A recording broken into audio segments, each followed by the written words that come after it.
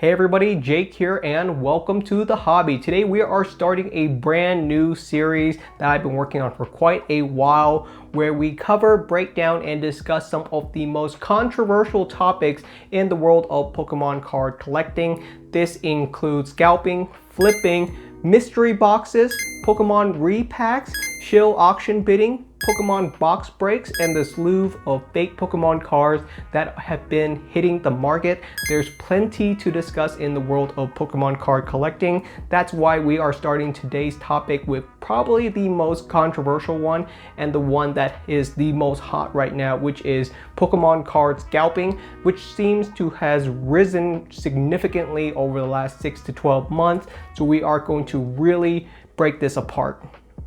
So first off, what is scalping? I think it is important for us to define this because I've noticed quite a few people in the comment section seem to be confused about what the term scalping means, and they are using it in place of reselling and flipping, which I actually do believe are completely different terms. So I think it's important for us to break apart those three and understand what each one of those mean. So first off, the easiest one to do would be reselling. Reselling is probably the one that most people are comfortable with.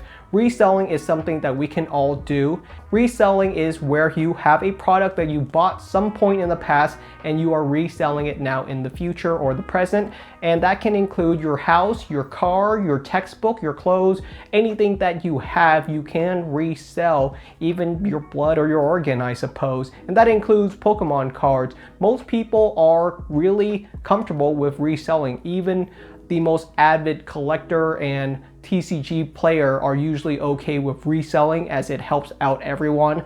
You can sell off your extra copies, and TCG players can of course acquire the cards for their collection. If you could only get Pokemon cards by opening up packs, I think that would really break down the social element of the hobby. So reselling is by far the most comfortable one. Next up, we have flipping, which is a little bit more controversial.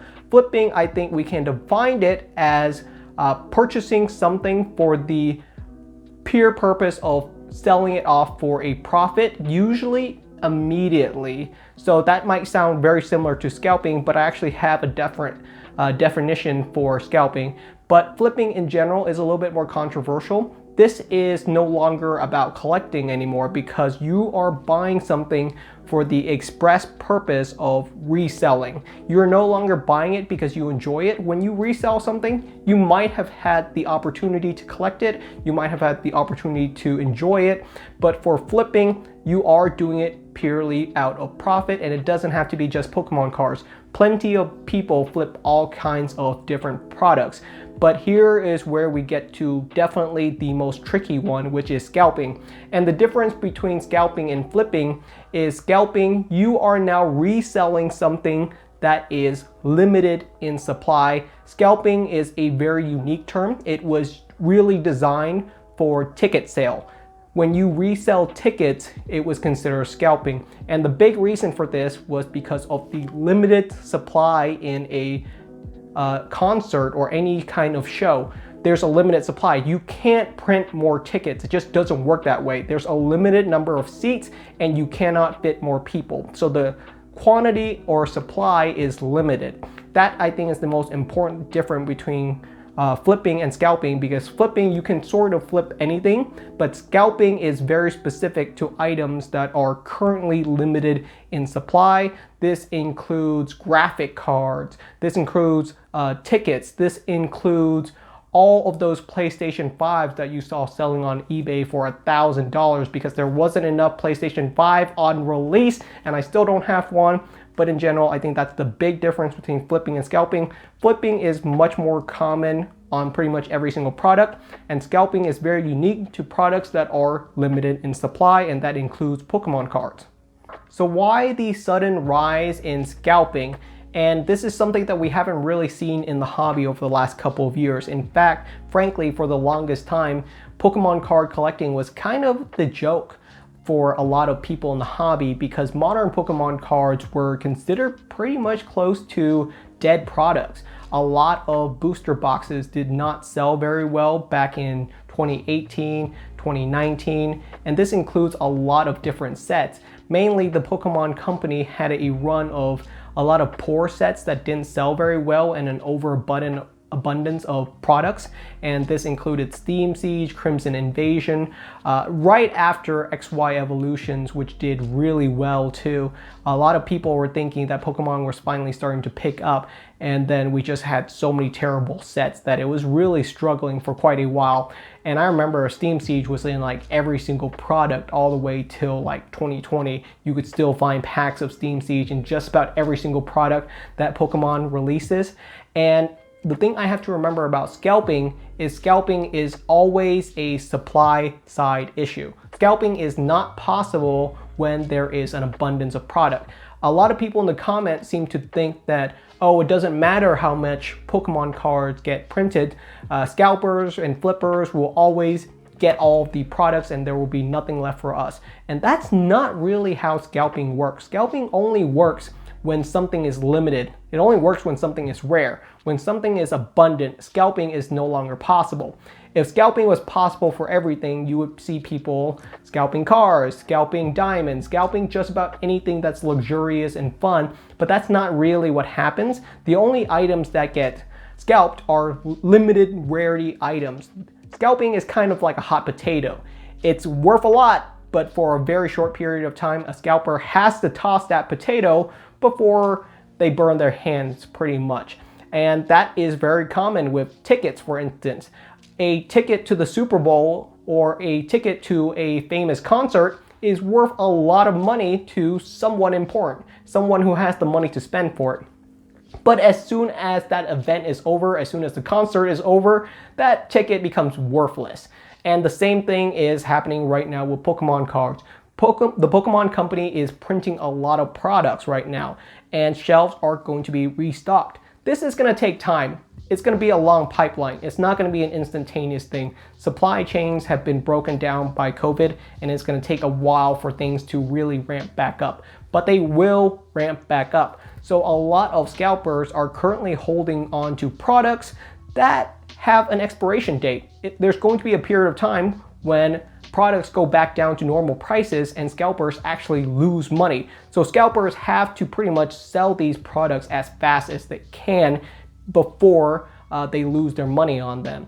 And that is why I'm going to bring up my next point, which is my bold predictions. What is going to happen to the Pokemon card hobby and market over the next 6 to 12 months? And these are going to be some bold predictions for sure.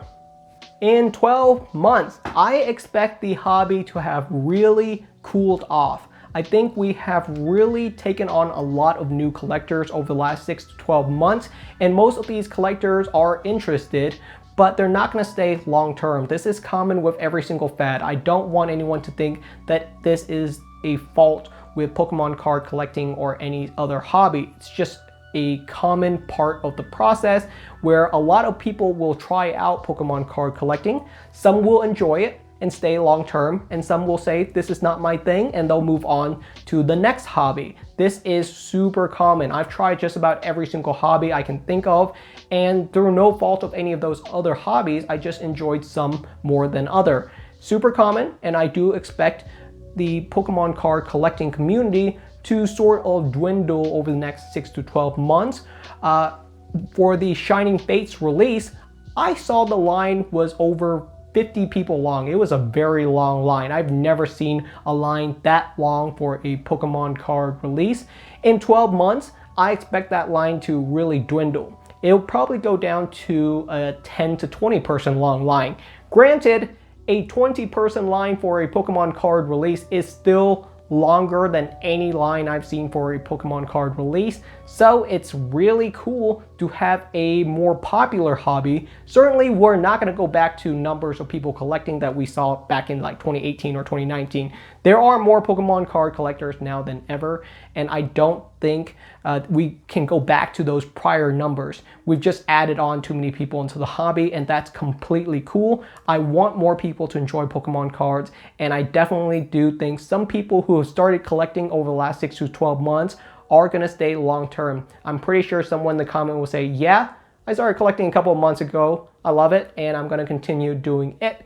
And in general, I don't think scalping is something that you're gonna see pretty much at all in 12 months. You might see some sporadic flipping of volatile products, but very little scalping activity. The only product that I think that will be really scalpable in the next 12 months is maybe the 25th anniversary set, depending on how popular it is. But in general, we don't know enough about that set for me to even say if it's hot or not. But in general, this is the 25th anniversary of Pokemon. This is when Pokemon is at its most hyped, its most popular, its most recognizable, and the most talk it's gonna have.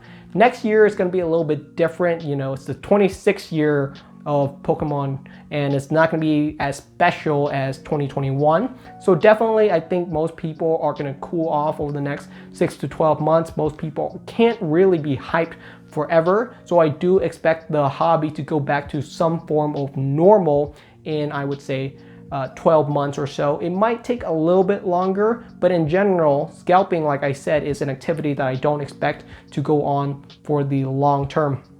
Most people who scalp are very opportunistic. They fully understand that they have something that is kind of nuclear and it's dangerous and it needs to be dropped off eventually. Some people can time it properly, but most people are going to drop it off. And I'm sure that's going to bring up some conversation in the comments where you say, well, can't they really hold it forever and it'll go up in value? Maybe, but that's not really the mindset of most scalpers. That's the mindset more of a collector. I hold on to most of my products for long term. I expect most of them to go up in value in 5 to 10 years. Most scalpers expect an immediate profit. If you're holding a lot of inventory, there is a cost to hold that much product. So in general, you probably want to sell it before it goes down to $30 an Elite Trainer box, which has happened in the past. There have been many Elite Trainer boxes that have went for under $30 or even subpar prices. And I do expect that we will go back to a more normal period of time when something like that is a little bit more similar. Too many people are collecting these products right now, and that is very different from what we've seen in the past. Most people didn't collect these products long term in the past. That's why so many of the older vintage products are so rare. It's because people didn't collect them. And I do think some people recognize this, that if everyone's collecting an Elite Trainer box and everyone has one for 10 years, it's probably not going to be as rare anymore. So certainly something to think about in the future. All right, everybody, that's the end of today's video. Thank you so much for watching. I would love to hear your thoughts on the current scalping activities in the hobby right now. Do you guys think that I defined all three, reselling, flipping, and scalping properly? Because I saw a lot of people in this comment section that would say something like, oh, I'm not scalping, I'm just reselling something. And technically that is true, but there's a different way that you can definitely define which one of those you are doing exactly. And scalping is something I don't recommend at all. I usually recommend you collect something that is fun to display and to hold on long term, because I just love some of the products that I have. They're not kind of items that I would sell regardless of whatever price they reach. So it's just something that I enjoy. Thank you so much for watching, and we're definitely going to tackle some more interesting topics in the future. So I will see you guys next time.